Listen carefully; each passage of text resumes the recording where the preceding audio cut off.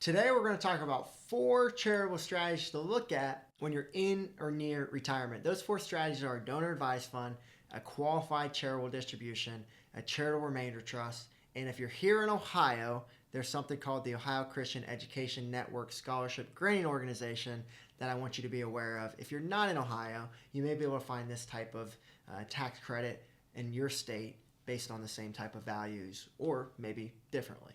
So that's what we're going to talk about here today. Joe knows taxes. Joe knows the market. Joe knows Social Security. Joe knows income planning. Joe knows pickleball? No. This is Joe Knows Retirement. When I think about charitable planning and retirement, I always think about 2 things. One, I think about the impact first and foremost, right? Being generous, giving typically leads to good things if it's done to the right organization. So first things first, always do your research, making sure you're giving to the right places. But the second thing I think about with charitable planning is tax savings. And if you know anything about me, I love saving money on taxes. As you know, I'm the author of the best-selling book on Amazon called I Hate Taxes. And this book is all about saving money on taxes. And obviously the title is I Hate Taxes. So what does that typically mean is, well, I want to save some money on taxes. And so to make it very clear, I'm not anti-government. I love, I pay my fair share. I'll pay my fair share. No problems. I love the libraries, the roads, all that fun stuff. But my question and my thought is the government truly being the best steward of our tax-paying dollars? And if you believe so, then great, pay your taxes. Probably even give them a donation at the end of the year would probably be a nice thing to do. But for me and most of the clients we work with, we're not going to do that. And so I'm also the founder and CEO of Peak Retirement Planning. We're based in Columbus, Ohio, is where our home office is, but we serve clients all across the country. If you are looking for this type of planning or you would like to schedule a time with our team to see how we may be able to guide you and help you with your retirement, then just go to the description below in this YouTube video, or if you're listening to our podcast, just go to peakretirementplanning.com and you'll have the opportunity to apply for a session with us, and we can see if we can guide you or not.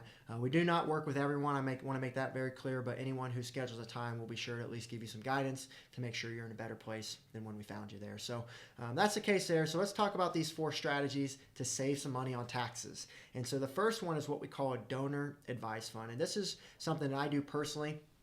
It's how I do my giving. Is I put money into a donor advised fund in one particular year. So I try to basically put a lump sum of money. And typically this money comes from a non-qualified investment that typically gets taxed at capital gains. And so I'll come to that point here in a second. But with this donor advised fund, basically what you do, let's just say you give $100,000 to this donor advised fund. You get a write-off of $100,000 for that year for tax purposes, which means you're most likely going to be able to itemize deductions versus taking the standard deductions, which can be more beneficial for this year. And so with this donor advised fund, you have $100,000 sitting there, and I want you to understand this is typically an irrevocable gift, meaning you can't get that money back. It can only go to charity. So you want to be careful about how much you do. You don't want to move all your money to this type of fund. But if you have the extra cash, you have the extra money to do so, could be very, very good thing to do. And so the way we think about it, let's say you give $100,000 up front, but let's say you only give, or you do give, not only, because $10,000 is very significant, but let's say you give $10,000 a year for 10 years. So you may typically just give $10,000 a year, each year and every year. Well, that's great, but what tax benefits are you getting knowing the standard deduction is much higher than $10,000 right now? Meaning you could be giving money and getting no tax benefit from it. Now, again, I'm not here to tell you that we're only giving for tax benefits, but if you sure are giving, let's get our tax benefits. And so that's how I like to explain it. And so if that's you, the way around that to get the tax benefit is, again, give it all in 1 year and then take that $100,000 and give from that $100,000 each year for 10 years. And now you get the tax credit. Now you get your money growing and you're going to pay less taxes overall. Now, the negative of this is it's, like I said, irrevocable. You're tying up your money in the $100,000, and if you need access to that $100,000 throughout the 10 years, you won't have the ability to. Now, the good news about it is you can invest it and still get the growth you're looking for. And another good news, which is why I personally love it, is when I invest, obviously I've had investments for a while, they're going to grow. And so if you have a non-qualified investment, typically you have to pay capital gains on that growth, like I mentioned. Well, if you take the Apple stock that you bought for $10,000 and now it's worth $100,000, and you take that Apple stock and move it to the donor advised fund, you don't pay any tax on that growth. You know, if you sold it off, you had $90,000 of gain. Typically, you'd have to pay that about 15, 20%. And so if that's the case, well, you're sending another $10,000, $15,000 to Uncle Sam. If you give it to the donor advised fund, you don't have to pay any tax on that growth if it's sold off in the donor advised fund, which is what you'd want to do. Don't sell it off and then move it, because then you'll be subject to the capital gains. So few advantages here to summarize. You take the money from the donor advised fund, you move it over, all the growth, the appreciation is tax-free. The other advantage is you get the itemized deductions this year versus take the standard deduction. And so where this strategy really comes into play with a lot of our clients is we look to do this to bridge the gap until qualified charitable distributions, which is able to do at age 70 and a half, which we're going to talk about next. And so we like doing the idea of a donor advised fund to bridge a gap till this. So let's say you're 60 years old. That means you've got about 10 years until you're 70 and a half. And so if that's you, we'd want to fill up our donor advised fund with enough money to give until 70 and a half. And then at 70 and a half, we'll do our giving from our IRA through the qualified charitable distribution. And that's more efficient than, a donor advised fund typically. But this will allow us to bridge that gap there. So that's the way we see this type of giving. And it can lead to a lot of savings. Now, let's say that $100,000 example, let's say we had a $100,000 write-off this year. What do we do with that? Well, typically what we do with our clients is we'll do a big Roth conversion or do some other type of strategy. We'll offset some capital gains to ensure that they're paying less in taxes that year and really taking advantage of that. And it allows us to get more money in the Roth, growing tax-free at an earlier time. And we also don't have to come up with as much money to pay the taxes. And so those are some of the types of strategies that we'll do. Or maybe you're selling a property and the capital gains from that property is going to put you into higher tax brackets. Well, that could be something that we look to offset with the donor advised fund, so you don't have to pay as many taxes and come up with that money that year. So lots of planning there with the donor advised fund. It doesn't just have to come from a non-qualified investment. It can come from real estate. It can come from selling a business. You can take partial interest of those and put it to a donor advised fund. So if you're charitable minded and you're under age of 70 and a half, donor advised fund is typically the first place we'll look at. And if you're given $5,000 or more in charitable gifting, that's when I start to really tell people to start focusing on this and looking at the opportunities of it. And or if you have a longer time of giving and you have the money available up front, to front end it to get all those tax savings up front. And then ongoing, you'll just take the standard deduction. You won't have anything to itemize because you've already gotten that, which is totally fine, especially right now with the standard deduction so high. And so the worst thing to do is, like I said, you give $10,000 a year and you get really close to that standard deduction but can never get over it, and you're just wasting money that you could write off. And so let's use that $100,000 example. If you do it that way, you get zero write-offs. If you do it the other way, let's say a standard deduction is $30,000. Well, you're able to write off $70,000 that you would have not been able to before because you would have never gotten over the standard deduction. So that's how we like to think about it. So again, strategy number one, donor advised fund. You can do those in a lot of places. With a lot of our clients, we like using an organization called the National Christian Foundation to do so. They do really good work there. And if you have more advanced cases, they can really help and step in to make sure you do it the right way. If you're using stocks or you're using buildings or properties or businesses, they are a really great organization to work with. A lot of custodians have an option. Fidelity, Schwab, all those have their own type of options there. So, wherever your money is, you're going to be able to have access to that type of opportunity. So the next one I want to talk about is a qualified charitable distribution. I've already given you a sneak peek to what this is and what this means. And with a qualified charitable distribution, you need to understand that this is giving from your IRA, but you can't do it until 70 and a half. So if you're 60 years old, you're probably thinking, I don't have to worry about this.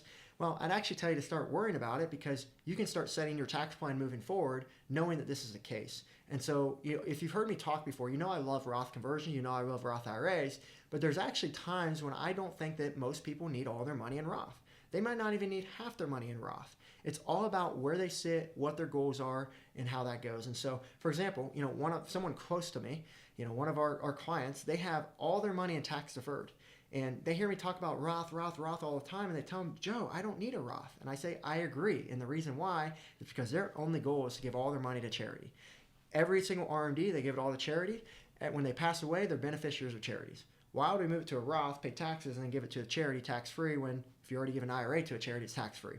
So again, that's what I'm saying is why it's important not to Roth convert everything, but also to understand and plan that if you're going to give $10,000 a year to a charity, well, make sure our RMD is going to be at least $10,000, if you have more than that, right? We want to get it down to at least 10,000, not less, because why would you give less than your RMD and then have to pay taxes, right? So all of that just plays a part here. And so just understand how all that works so you can start setting yourself up to make sure you have enough in tax deferred to do that charitable gifting ongoing and really save some taxes. So that's part of the plan there. Again, you can start doing this at 70.5, and most of our clients just do it right from there. And the way to think about this, let's say that you're giving $10,000 a year, and let's say you typically just give it out of your pocket. Well, you're already paying taxes on that. Most people are paying around, let's call it 15 to 25% in taxes.